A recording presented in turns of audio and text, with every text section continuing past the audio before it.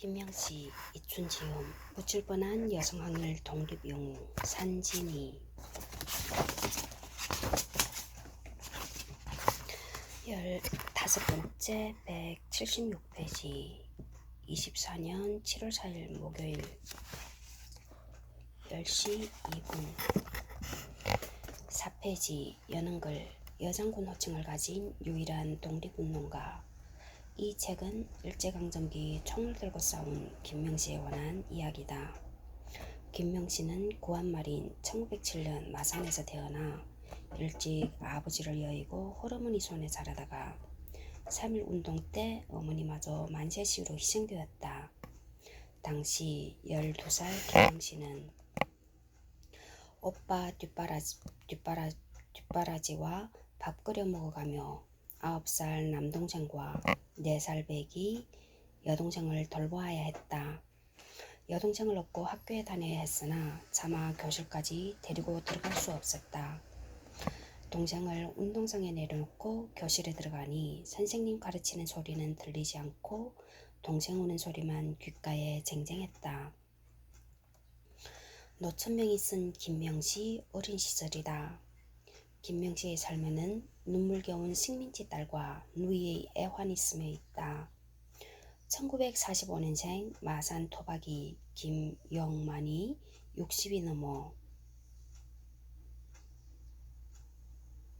김명시를 알게 되자 그가 동네 누나처럼 느껴진 이유가 바로 여기 있다.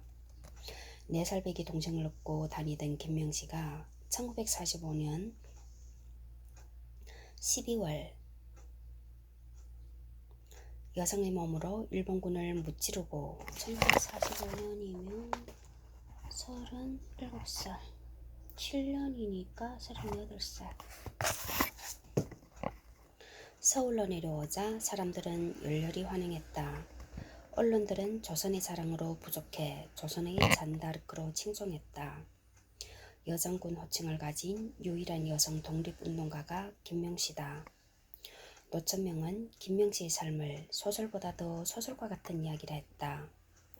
그러나 죽음은 더 비극적이었다. 해방된 조국으로 돌아온 지 4년도 채 되지 않아 부평경찰서에서 적극적으로 생을 마감했다. 비극적으로 1949년 10월 13일 김효석 내무부 장관은 의혹투성이인 김명시 사망을 이렇게 발표했다.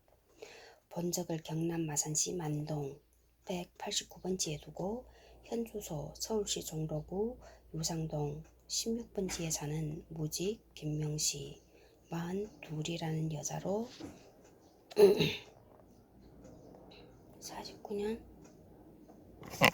1907년부터 1949년 42살. 그는 국가보안법 위반으로 지난 9월 29일 서울시 경찰국에서 부평경찰서에 유치에 의뢰한 것으로 지난 10일 오전 5시 40분경 자기 상해를 찢어서 유치장 내 약 3층 높이 되는 수도관에 목을 메고 죽은 것이다.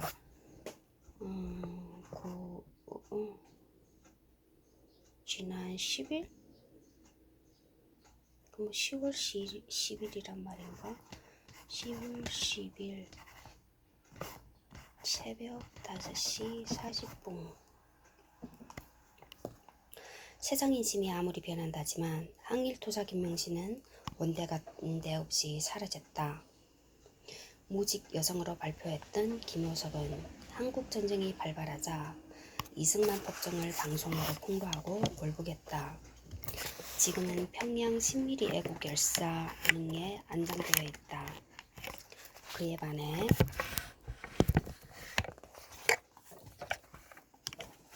1949년 9월에 체포되어 10월 죽는 날까지 어떤 공경을 당했는지도 모르는 김명시는 어디 묻혀 있는지조차 알 수 없다.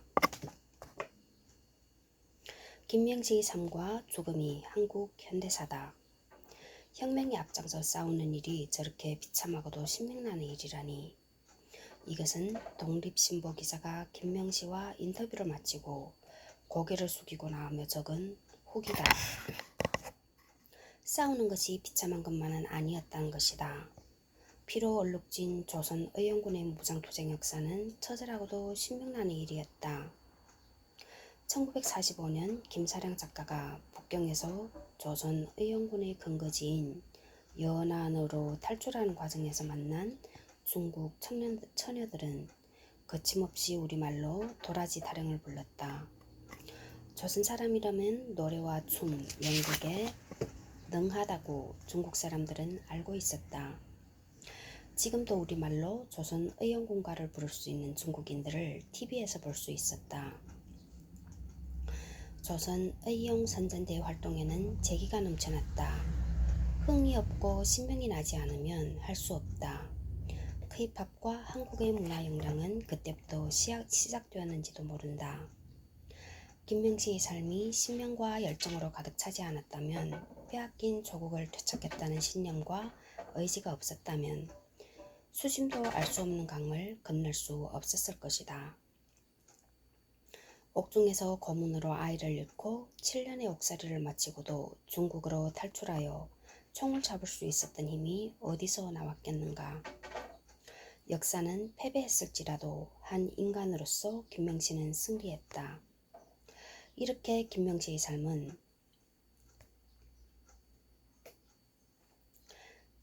영웅서사의 비극을 다 가지고 있다.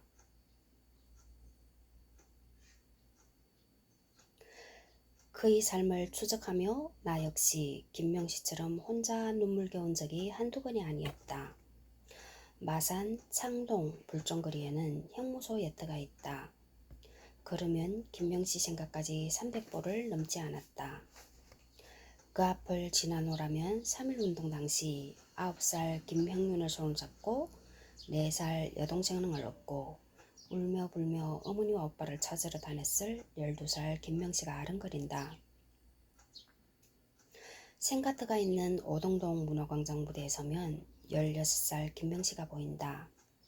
학적부에 기록된 김명시 신체 사이즈와 비슷한 일본군 소녀상이 그것이다.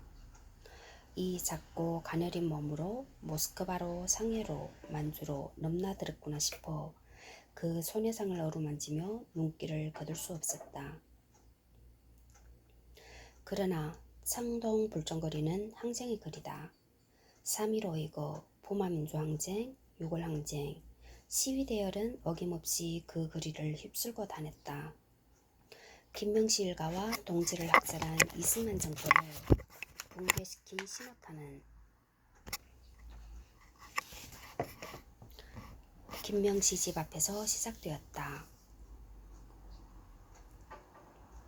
김명시 집 바로 앞 3.15 이거 발원지 기념관이 그 역사를 입증한다. 이승만 동상이 곳곳에 들어서고 이승만 기념관이 400억을 들여 지을지라도 3.15 이거는 국민이 이승만을 심판했던 역사다. 1923년 5월 1일 최초의 노동절 기념식이 마산 창동에서 열렸다. 기념식을 마치고 마산 노동동호회 간부들과 회원들이 창동거리를 징을치고 뿅가리를 울리며 행진했다. 나는 그 기록을 보고 만국의 노동자여 단결하라라고 쓰인 깃발을 들고 행진했을 16살 김명시를 상상했다. 그 행사에 김명시가 참석했다는 어떤 기록도 없다. 그러나 오빠와 선생님이 준비한 행사에 김명시가 빠졌을 리 없다. 그 정도 활동력이 있어야 모스크바 유학생으로 선발되었을 것이다. 1925년 경성지방검사부가 작성한 18세 김명시 직업은 직공이었다. 직공, 즉 노동자 출신이 혁명운동가가 되었다. 김명시는 1932년 25세 국내로 잠입해 인천 성령공장의 파업을 지도하다 구속되었다. 1946년 5월 1일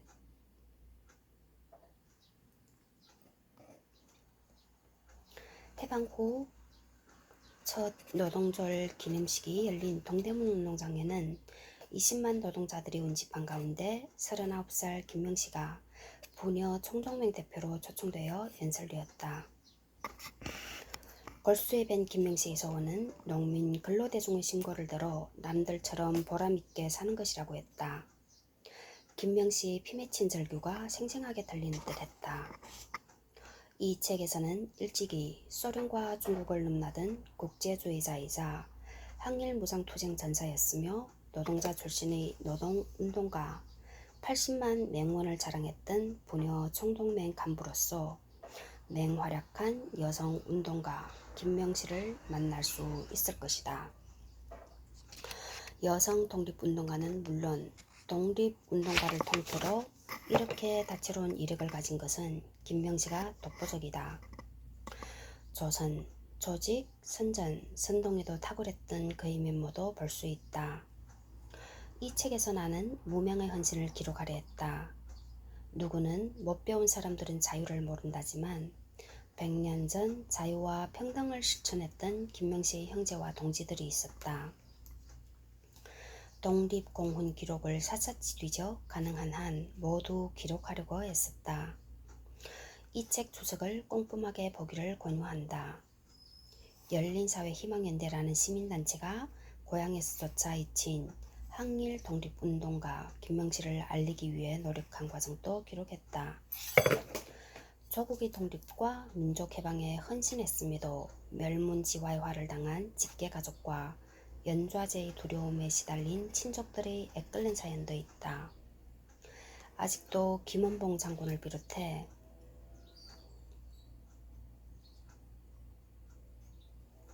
사회주의 계열의 독립운동가라는 이유로 독립공헌을 인정받지 못한 항일투사들이 많다.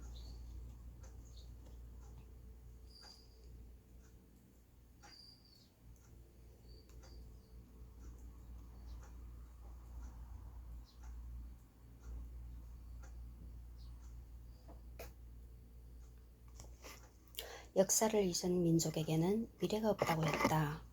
역사를 잊지 않기 위한 노력은 역사가의 목마는 아니라는 것을 보여주고 싶었다. 김명씨 장군의 서원을 이끈 1945년생 김영만 고문이 겪은 한국 현대사를 썼다.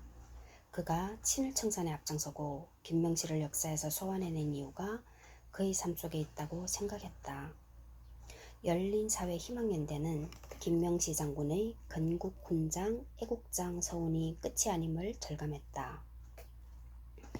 그리고 김명씨 장군의 삶과 투쟁을 기록하기로 했다. 역사가도 아니고 문필가도 아니며 역사를 전공조차 하지 않은 나는 희망연대 3년차 회원으로 이 글을 시작했다.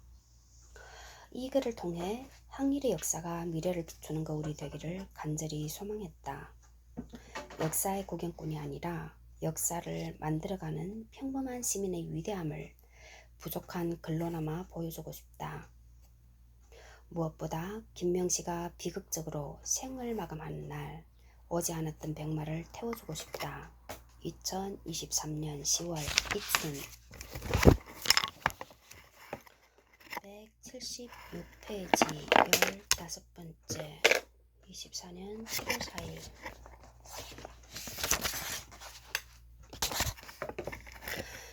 395페이지 신문기사 참고문은 극단전선 제2회 공연 김사량 작 호접 산막 일명 중앙신문 1945년 12월 22일 극단전선 제2회 공연 신조 선보 1945년 12월 24일 극단전선 특별내연 경남인민위원회 초청으로 민주 중보 서울 총국발 1945년 12월 25일 근로정신을 배양하여 문명태취에 매진하자 부녀 동명대회에서 광주 민보 1946년 2월 12일 금일 시국강연회 조선여론사 주최 신조 선보 1945년 12월 26일 급박한 민생문제 관련성 있는 대책을 요망 여성동맹 진정준비 부녀일보 1947년 7월 9일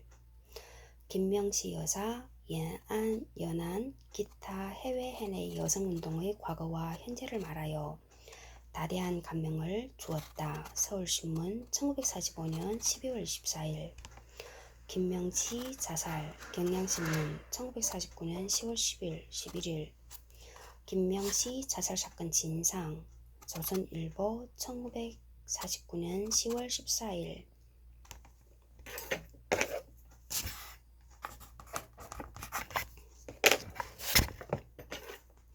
176페이지 15번째. 이 부대는 무장한 1,400여 명이 12개 중대로 편성되어 있었다.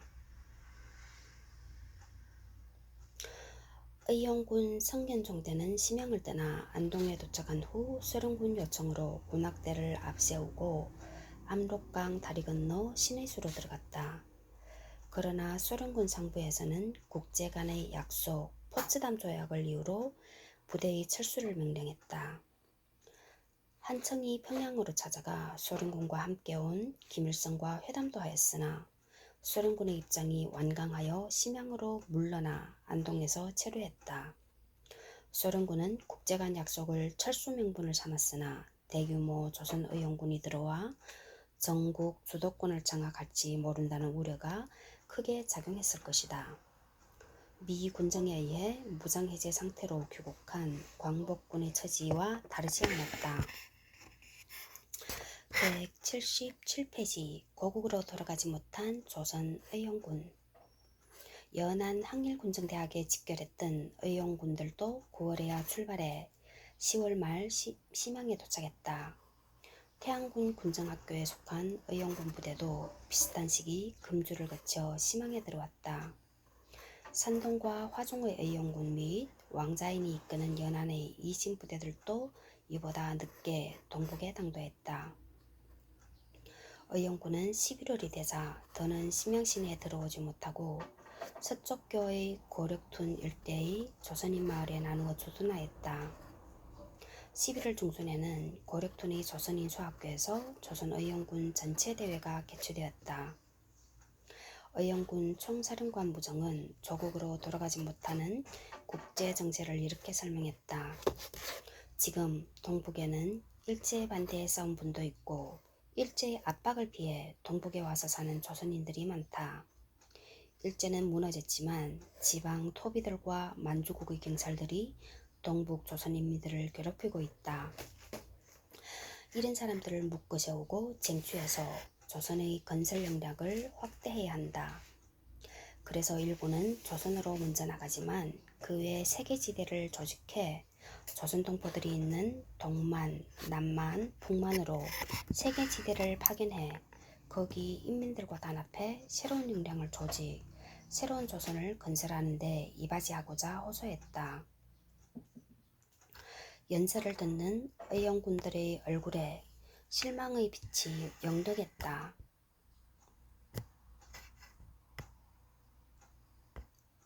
병사들은 하루빨리 개선장군처럼 해방된 고국으로 돌아가고 싶었다. 개인적으로 대열을 이탈해서 조선으로 들어가는 사람들이 생겼다. 그러나 팔로군과 함께 국제노선에 입각해 오랫동안 반파쇼 투쟁을 해왔던 병사 대부분은 일정 기간 지나면 돌아간다는 간부들의 호소에 마음을 달래며 조직의 결정에 따랐다. 8. 178페이지 8. 여민호 조선의용군 역사비평 1994 가으로 역사문제연구소. 통계에 의하면 중국 내 조선인은 이미 만주 사변 전에 약 120만 명이었다. 120만 명? 만주 사변 전에? 이후 급증하여 1938년에는 155만 명, 해방 당시는 200만 명이 넘었었다. 일제하 제만 조선인 절대 다수는 농민, 그 중에서도 소작 빈농이었다. 중국인 지주나 일제의 침략기구인 동양 척식회사의 땅을 빌려 농사짓다가 사회주의 혁명을 경험한 사람들이었다. 하지만 만주국 건립 후에 조선인이 소위 2등 국민 대우를 받으면서 정부 관리나 군대 장교로 진출하는 경우가 늘었다. 해방 당시 만주에 있던 조선인 상층에 친일파가 적지 않았던 것도 사실이다. 일제가 패망하자 민족 편견을 가진 일부 중국인들이 일본 앞잡이 조선인은 너희 나라로 돌아가라고 윽박지르고 분위기에 편승한 도적들이 조선마을을 습격하거나 수수합던 논에서 곡식을 마구 베어가기도 했다. 단결력이 강한 마을에서는 청년들이 자위단을 결성했으나 사람이 적은 지역의 조선인들은 속수무책 당할 수밖에 없었다. 여기다 일제 패망과 함께 시작된 중국 국민당과 공산당의 내전은 조선인의 처지를 더욱 궁지로 몰아넣었다. 2종, 3종으로 어려운 조선 동포들에게 조선의용군의 조직된 힘이 절실히 필요했다. 이때 중국에 머물렀던 조선의용군이 나중에 한국전쟁에 참전하면서 어디서도 환영받지 못하는 금기의 존재가 되었다. 남에서는 적군으로 미움받았고 북에서는 연안파로 대거 숙청되었다. 179페이지 그림 조선의용군의 이동경로. 예난에서 내몽고를 거쳐 길림을 거쳐 한국으로 들어오고 그 다음에 무한에서 라오허커가 어디야?洛阳 太行山 石家庄에서 예난으로 해서 이렇게 왔구나. 1941년 조선의용대 화북지대로 개편. 1942년 5월 만소탕전. 1942년 7월 조선의용군 화북지대로 개편. 1944년 9월 예난으로 이동. 1944년 9월 예난으로 이동했구나.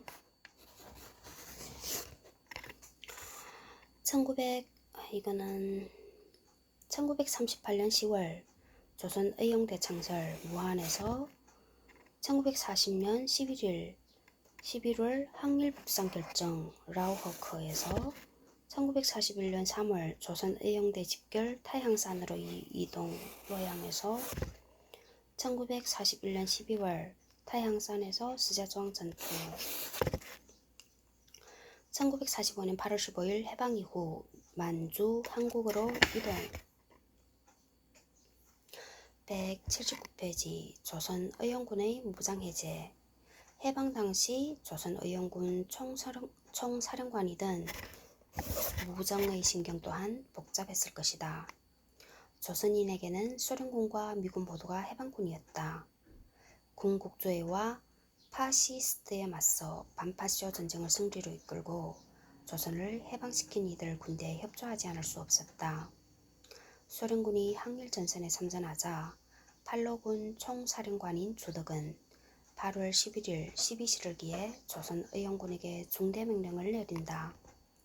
사령관 무정, 부사령관 박효삼, 박일우는 즉시 소속 부대를 통솔하여 팔로군 및 원동북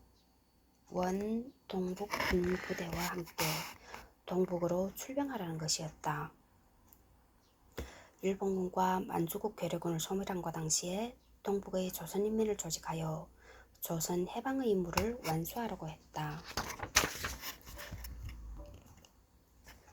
독립동맹주석 김두봉도 소련군과 팔로군과 배합하여 조선으로 진군하여 일본 파시오를 소멸함으로써 조선인민을 해방할 과업을 지니고 출발했다고 당시 상황을 증언했다. 180페이지 9 해방일보 1945년 8월 15일. 그러나 조선의용군이 소련군과 팔로군과 함께 국내로 진공하기도 전에 일본이 갑작스럽게 항복을 선언했다. 남쪽에서 미 점령군 사령부가 상해 임시정부와 광복군을 인정하지 않았던 것과 똑같은 상황이 북쪽에서도 벌어졌다. 소련군만이 무장할 권한을 가지고 있고 조선의용군을 비롯한 다른 어떤 집단도 무장할 수 없었다. 임시정부 주석 김구가 일본의 항복선언을 들었을 때 하늘이 무너지는 듯 했다고 우려한 상황이 그대로 벌어진 것이다. 김구는 오랜 해외 생활로 국제관계의 역할을 잘 알았다. 직접 전투하면서 국내로 진공하지 못하면 조선의 국제적 발언권이 약할 수밖에 없었다. 임시정부 요인들의 개인 자격 귀국만 허용되었듯이 소련군 사령부도 독립동맹과 의용군 상원들의 개인 귀국만을 인정했다. 소련 극동군의 일부로 편입되어 소련군과 함께 입국했던 김일성과는 매우 다른 대우였다. 180페이지 연안 혁명투사들 고국으로 진주 중. 김명씨가 귀국하기 전부터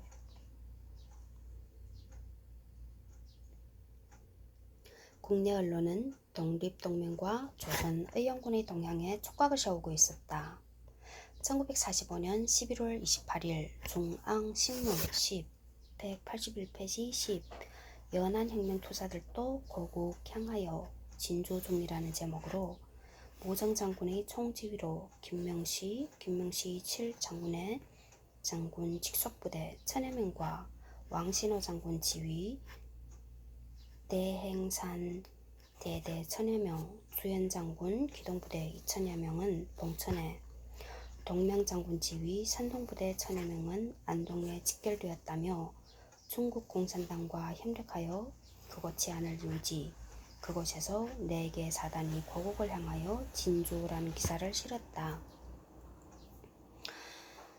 1945년 11월 28일 중앙신문 기사는 연안에 있는 혁명투사들도 봉천에 집결했다는 확보가 왔으며 고국을 향하여 진주 중이라고 보도한다.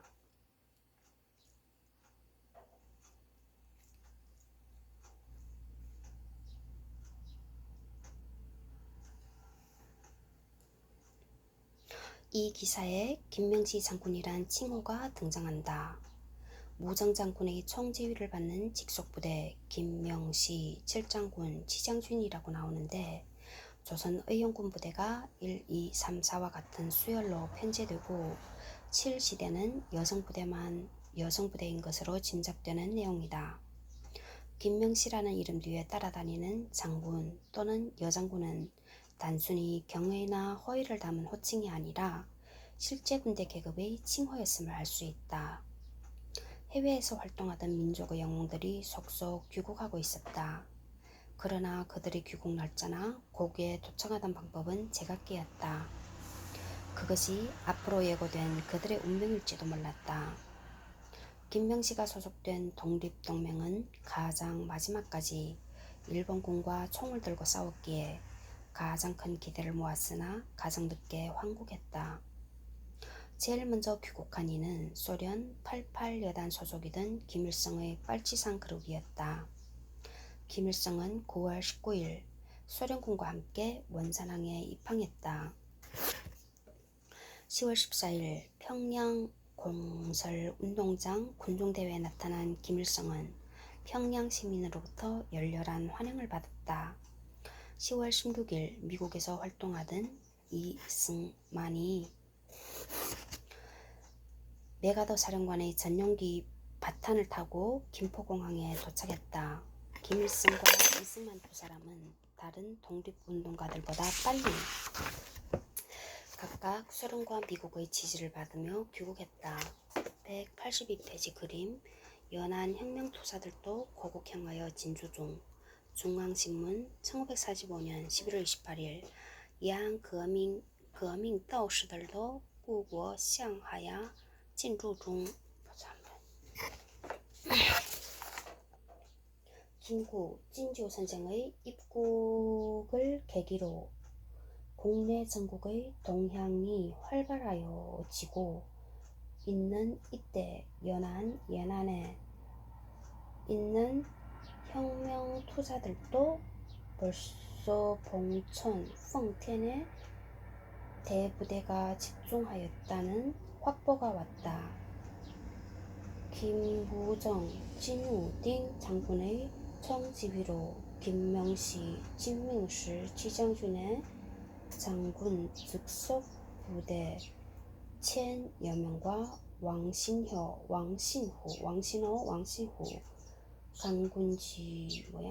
대행산, 다항산, 대대 천여 명과 주연, 쭈란, 장군, 지이훈, 기동, 기동 부대 2,000여 명은 동천의 동명 장군 지휘, 산동 부대 1,000여 명은 안동에 집결되었으며 중국 공산군부 협력하여 그곳의 치안을 유치 확보하고 있는 중이며 그 위에도 약 4개 사단가량이 연안서 조국 향하여 진주 동멍 서울 지부에서는 해외 부동포의 활동 소식도 듣고 또 조선의 분혁운동의 현상을 해외에 소개하고자 외국 기자와 제외 동포 대표 몇 분 보고 싫었었네. 몇 분을 소개하고자 23일 동맹관에서 간담회를 열었는데 외국 기자는 사정으로 참석지 못하고 다만 제외 동포 6분과 누구가 재미분여동포의 생활문화 민족통일전선 다 군정에 대하여 등각항에 대하여 간담이 있었는데 부 200여 명이 출석하여 잠옷 성대하였다. 웬한 칭보시 환영会开催 원한경 박사 해방조선을 다 183페이지 그림. 해방 직후 평양에 도착한 독립동맹 간부들. 뒷줄 오른쪽 4번째가 김명시. 하나 둘 셋 넷. 여기 여자들이 4분 5분. 여자들이 5분이네. 하나 둘 셋 넷 다섯 여섯 일곱 여덟 아홉 열 열하나 열둘. 하나 둘 셋 넷 다섯. 여자가 5, 남자가 12.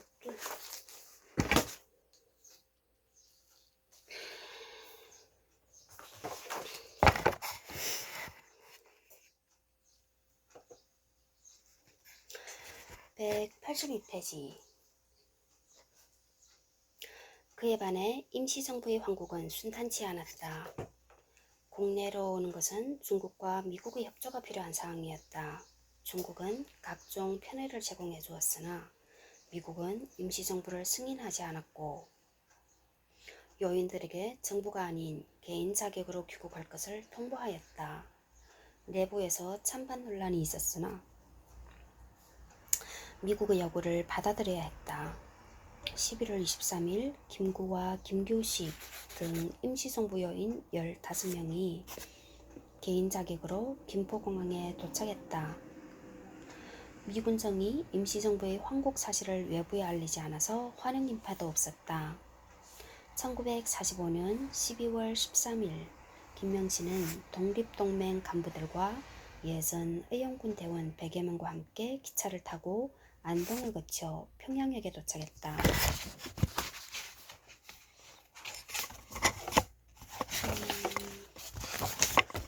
1945년 12월 13일 김명시와 독립동맹 간부들과 김명시는 독립동맹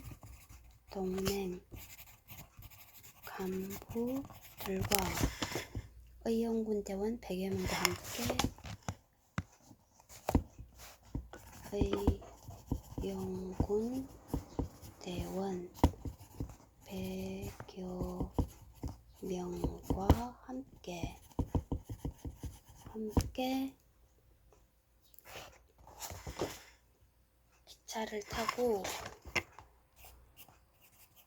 기차를 타고 안동을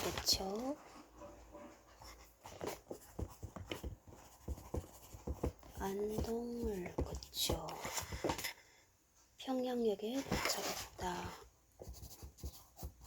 평양역에 도착했다.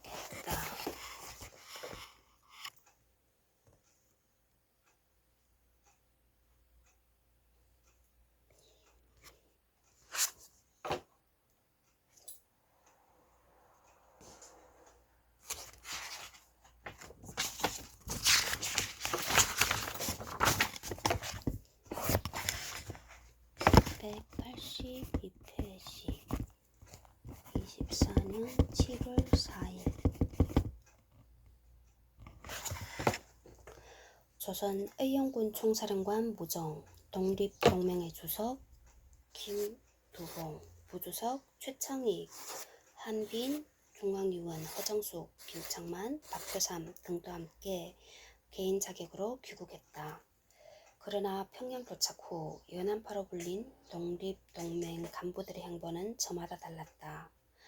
독립동맹의 핵심 인사 김두봉, 최창익, 한빈은 조선신민당을 창당해서 독자 노선을 걸었고 무정, 허정숙, 김창만 등은 북조선 공산당에 바로 입당했다. 특이하게 김명신은 서울로 내려왔다. 김명시가 서울에서 한 첫 인터뷰 기사가 1945년 12월 22일에 실린 것으로 미루어 평양 체류 기간은 일주일 남짓밖에 되지 않는다. 이후 미군정의 탄압으로 남로당이 궁지에 몰리자 많은 좌익 인사들이 북으로 넘어갔지만 김명신은 마지막까지 남쪽에 남아 결국 부평서 유치장에서 의문사했다. 나만의 고향과 친지가 있어서 그런 선택을 했을까? 아니면 다른 정치적 이유가 있었을까? 어쨌든 38선 이남은 반대쪽 이북과 또 다른 해방천국이 펼쳐지고 있었다. 184페이지 여운형과 김명시. 여운형은 일본의 패전과 조선의 독립이 멀지 않았음을 확신하고 건국을 준비해왔다. 1944년 8월 10일에는 좌우익을 망라한 애국 세력이 뭉친 건국동맹을 비밀리에 결성했다. 건국동맹은 1만여 명의 명문을 확보해 해외 독립군 부대와 함께 1945년 8월 29일 국치 35주년의 날에 무장봉기하는 계획을 세우기도 했다. 김명신은 건국동맹의 여운형과 조선 독립동맹의 무정장군을 연결하는 직접 연락책이었다. 김명신은 건국동맹의 여운형과 조선 무정장군을 10일 184페이지 10일 하성환 우리 역사에서 왜곡되고 사라진 근현대인물 한국사 살림터 2021 227쪽 김명신과 무정은 1927년 상해에서부터 오랜 인연이 있었고 1928년 대만공산당 창립대회에 여운형과 김명시가 함께 참석했기에 이들 서로는 각별한 인연이 있었다. 임박한 독립을 앞두고 독립동맹은 임시정부나 국내 건국동맹과도 긴밀히 연락을 취하고 있었다. 그러나 어떤 일을 도모하기도 전에 전황은 급격히 변했고 일본이 예상보다 빨리 항복했다. 소련은 8월 9일 참전하자마자 북한 옹기 상륙작전을 개시해 한반도로 물밀듯이 내려왔다. 곧 서울에 소련군이 당도할 거라는 소문이 퍼질 정도였다. 조선총독부는 반일 정치이지만 한국 청년 학생들에게 영향력이 있고 소련과도 의사소통이 가능한 여운형을 지목하고 접촉을 시도했다. 우파의 대표적 인물인 송진우나도 접촉했으나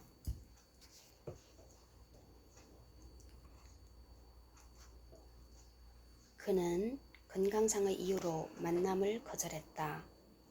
여운형은 해방 후 벌어질 정치, 사회적 혼란을 극복하고 한국인들의 주체적 정치 공간을 확보하기 위해서는 총독부와 협상할 필요가 있다고 생각했다.